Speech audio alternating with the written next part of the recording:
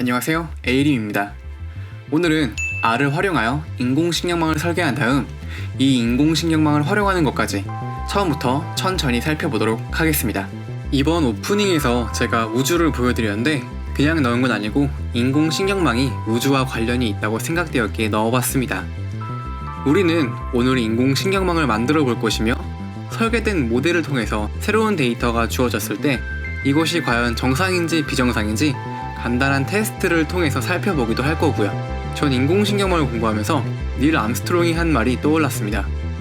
한 인간에게는 작은 한 걸음이지만 인류에게는 거대한 약진이다. 여러분은 지금 이 순간 진짜 인공지능을 위해 위대한 한 걸음을 걸으신 겁니다. 축하드립니다. 영상은 두 개의 파트로 나뉘어집니다. 첫 번째 파트는 난 코딩은 좀 어려우니까 빠르게 활용하는 법만 배우겠다. 두 번째 파트는 코딩도 좀 하면서 처음부터 끝까지 함께 가보겠다. 이렇게 두 개의 파트로 나뉘어지고요. 결과 출력과 활용 방법은 두 번째 파트가 끝나고 나서 진행하도록 하겠습니다. 이 인공식량망은 사실 좀 어렵습니다.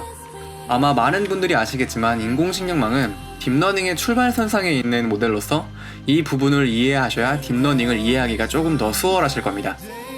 다음 영상으로는 R을 활용한 딥러닝도 해볼 테니까 많은 시청 부탁드리겠습니다. 인공식량망에 대해 설명을 좀 더 하자면 장단점이 무척 뚜렷한 모델입니다. 단점은 너무나도 명확해요. 예를 들어 우리가 이렇게 모델을 만들어서 이렇게 엄청난 결과를 뽑아냈습니다. 하지만 이게 왜 이렇게 됐는지는 우리도 잘 몰라요. 설명력이 너무도 부족한 것이 이 모델의 흠입니다. 인공식량망은 학습이라는 것을 합니다.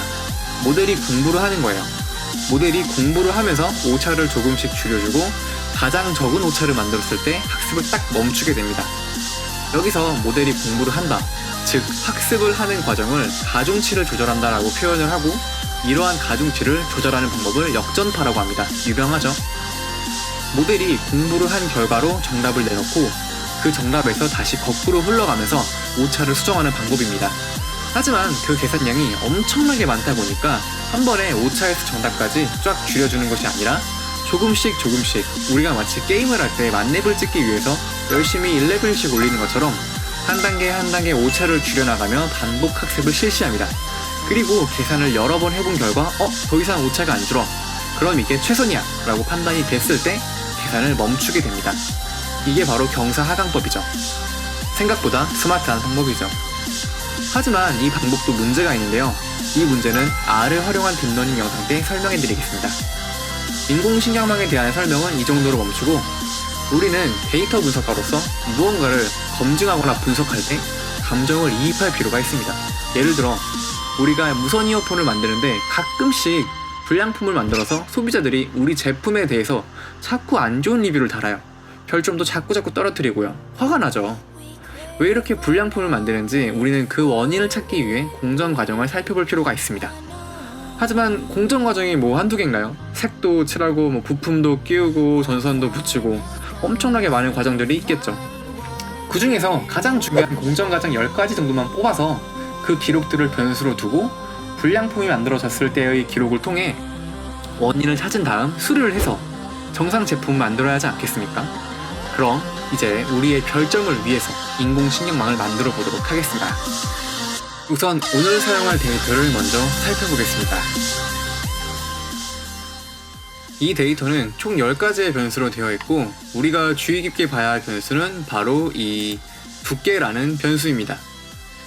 두께의 기록을 보면은 대략 이제 10에서 30 정도의 기록 데이터를 가지고 있고요.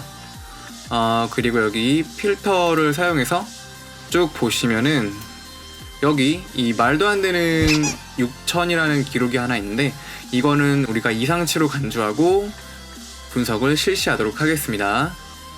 자, 그러면 RStudi오를 켜서 첫 번째 파트 시작하겠습니다. 오늘은 더 간단합니다. 우리가 사용할 부분은 한 4곳 정도밖에 없고요. 이곳, 그리고 이곳 쭉 내려서 요곳, 이곳이 끝입니다. 제가 중요하게 생각하는 것 중 하나가 이제 코딩에 대한 암기가 아닌 이해입니다. 그래서 우리는 최소한의 코딩으로 최대한의 효과를 끌어올리고자 합니다. 우선 우리가 가지고 있는 데이터가 포함된 폴더의 위치를 복사해서 가져옵니다. 여기서 이제 역슬래시를 슬래시로 바꿔주는 작업을 진행을 해줍니다. 따다당.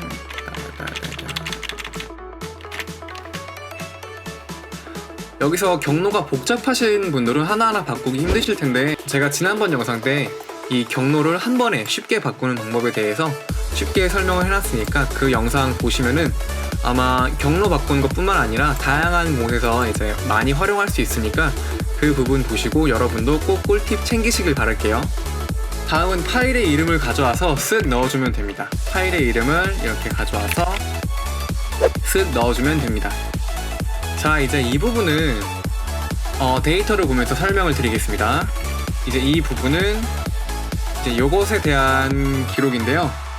이 부분은 이제 데이터를 보시면은 6개의 그룹으로 나뉘어진 것을 볼 수 있습니다.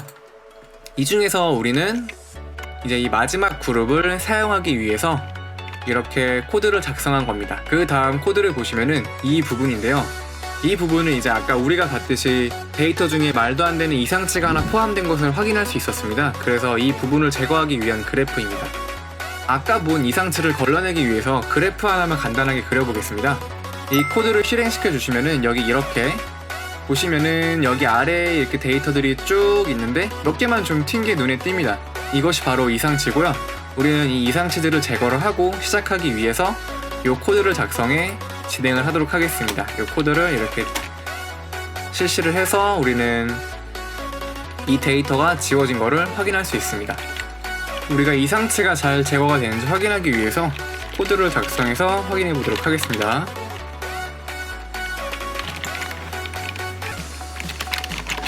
여기서 하면 안 되죠.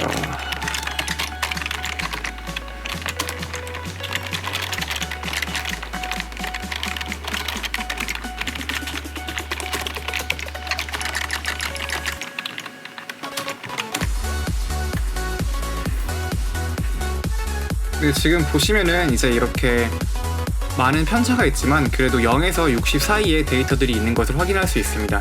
1000 이상에 있는 데이터들은 지워진 것으로 확인이 되었고요. 다음으로 머신러닝에서는 연습 데이터와 학습 데이터라고도 하죠. 테스트 데이터로 나누는 작업이 필요합니다. 이유는 여러 가지가 있는데 가장 중요한 이유는 우리가 만든 모델의 실제 성능을 확인하기 위해서입니다. 그래서 우리는 데이터가 이제 0에서 100까지 있다 치면은 70% 정도만 모델의 학습용으로 사용을 하고 30% 정도는 이제 모델의 성능 평가를 위해서 따로 구분해서 나누도록 하겠습니다. 그 작업은 여기 이 코드들을 실행해 주시면 됩니다. 그리고 뉴럴 네트워크의 줄임말인 N넷을 불러옵니다. 이제 다음으로 모델을 설계할 것입니다. 여기서 중요한 것이 있는데요. 인공신경망은 노드의 개수를 조절할 수가 있습니다. 노드의 개수가 많으면 계산량은 더 많이 늘어나지만 그만큼 오래 걸리고, 반대로 너무 노드의 개수를 높게 잡으면 시간은 시간대로 소모하지만 오히려 성능이 떨어지는 이상현상이 발생할 수 있습니다. 그래서 이름도 히든 레이어라고 하고요. 많은 비밀을 간직하고 있는 층입니다. 여기서 은닉층의 노드를 몇 개를 할지를 결정을 해줘야 합니다. 일반적으로는 3개부터 시작을 하지만 저는 15개? 10개부터 시작을 하겠습니다. 10개 이렇게 해주시고 컨트롤 엔터를 눌러서 뭐가 없죠? 이 코드를 실행을 안 했네요. 다시 쭉쭉쭉 시작하겠습니다. 쭉. 그래프도 한번 다시 그려보고,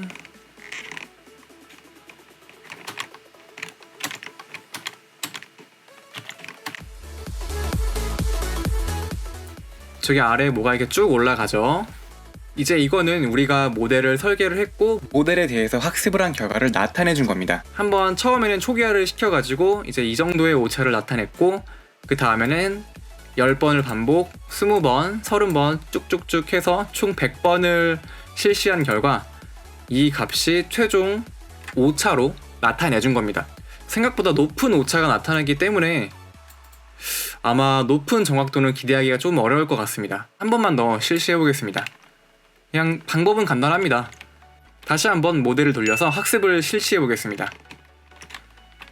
이번에는 노드를 10개가 아니라 한 12개로 늘려본 다음에 변수값도 12로 해주고 컨트롤 엔터. 결과가 이렇게 나타난 거는 이제 학습이 중간에 되다가 튄 거예요.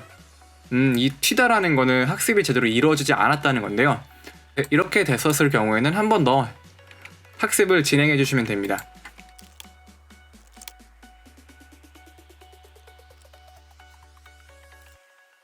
이 학습에 대한 조금 더 상세한 기록을 보고 싶으신 분들은 여기 printm12라고 코드를 작성하신 다음에 컨트롤 엔터를 눌러서 실시를 해주시면은 여기 이렇게 나오는데 이게 무슨 말이냐면은 우리는 총 9개에 대한 독립 변수를 통해서 은닉층에 대한 12개의 노드를 만들고 총 3가지에 대한 아웃풋, 결과값을 나타냈다는 의미입니다. 그리고 웨이트, 가중치는 총 159개라는 의미입니다. 그 다음 여기 인풋이라고 하는 부분은 우리가 사용한 독립 변수들을 쭉 나열해주고 있습니다. 아웃풋은 우리가 만든 클래스를 의미를 하고 있고요. 그 다음 줄은 우리가 사용한 함수를 보여줍니다. 우리는 소프트맥스라는 함수를 사용해가지고 모델링을 실시했기 때문에 이렇게 소프트맥스라고 보여주고 있습니다. 다음으로 학습을 완료한 기록을 보도록 하겠습니다. 컨트롤 엔터, 컨트롤 엔터, 컨트롤 엔터라고 하면은 여기 이렇게 값이 뜨는데 아마 이 상태에서 그 다음 코드를 실시를 하면 안 될 거예요. 그쵸? 에러가 떴죠? 이렇게 에러가 뜬 거는 오류가 아니고요. 하나만 더 추가를 해주시면 됩니다. 지금 여기 보시면은 리얼이라고 해가지고 하나, 둘, 세 가지가 있죠? 그 위에 프리딕이라고 해가지고 2, 3이 있어요. 정상적으로 계산이 되려면은 이 예측이라고 한 값에 1, 2, 3이라고 있어야 하는데 지금 1이 없죠. 그래서 우린 지금 1을 추가를 해줘야 합니다. 그렇기 위해서는 여기 이 코드를 실시를 해주시고 여기까지 실시를 해주시고 다시 테이블을 활성화 시켜주시면은 자 1, 2, 3, x1, 1, 2, 3 이렇게 우리가 원하는 테이블을 만들었습니다. 여기는 왜 1이 아니고 x1이죠? 라고 하실 수도 있는데 1부터 시작하게 만들 수가 없어요. 앞에 문자가 먼저 붙어줘야 돼요. 그래가지고 x1이라고 이름을 붙여가지고 만들었습니다. 전혀 문제될 건 없고요. 그리고 예측을 위한 계산을 실시를 해주시면은 이 모델이 어느 정도의 성능을 가지고 있는지를 확인해 줄 수 있습니다. 0.8614301이라고 나와 있는데요. 이거는 대략 한 86% 정도의 정확도를 가지고 있는 모델이라고 생각해 주시면 됩니다. 이제 이 모델을 시각화시켜서 한번 살펴보도록 하겠습니다. 사실 시각화는 정말 중요한 작업 중 하나입니다. 하지만 이 인공신경망에서의 시각화는 조금 의미가 덜할 수는 있어요. 그래도 무언가를 보여주고 싶을 때 이러한 그래프 같은 거를 조금 더 얹어서 설명을 해주신다면 더 좋은 결과를 이끌어내실 수 있으실 거예요. 자, 그러면 코드 실행시켜 보겠습니다. 이 코드부터 이렇게 실시를 해주시고 그러면 이렇게 그래프가 나타난 것을 확인할 수 있는데요. 여기 줌을 클릭해서 확인할 수 있습니다. 여기 우리가 설정한 9개의 변수들이고요. 여기 이 두 번째 H1부터 H12까지 이게 노드에 대한 개수입니다. 이 층이 히든 레이어, 은닉층이라고 합니다. 그 다음으로 여기 O1, O2, O3는 우리가 설정한 아웃풋 레이어, 결과값들인데요. 여기 이 B1과 B2는 바이어스라고 하는 부분인데요. 지금은 크게 신경 쓰지 않으셔도 되고요. 보시면은 뭔가 얇은 선들도 있고 굵은 선들도 있어요. 이것은 이제 선이 굵으면 굵을수록 좀 더 중요한 역할을 한다라고 설명을 드릴 수가 있습니다. 사실 이러한 그래프를 가지고 무언가를 설명하기에 좀 애매합니다. 그래서 인공신경망이 설명력이 좀 약한 이유 덕분에 많이 사용되진 않지만 그래도 딥러닝을 이해하기 위해서는 이런 인공신경망을 이해할 필요가 있습니다. 이 그래프를 이제 출력을 하고 싶다면 여기 이 부분을 클릭을 하시면은 이렇게 PDF 파일로 저장을 할 수도 있고요. 아니면은 뭐 그냥 이미지 파일로도 저장을 할 수 있습니다. 자, 여기까지가 빠르게 인공신경망을 사용하는 방법이었습니다. 저 밑에 있는 코드는 두 번째 파트가 끝나고 설명을 이어가도록 하겠습니다. 감사합니다.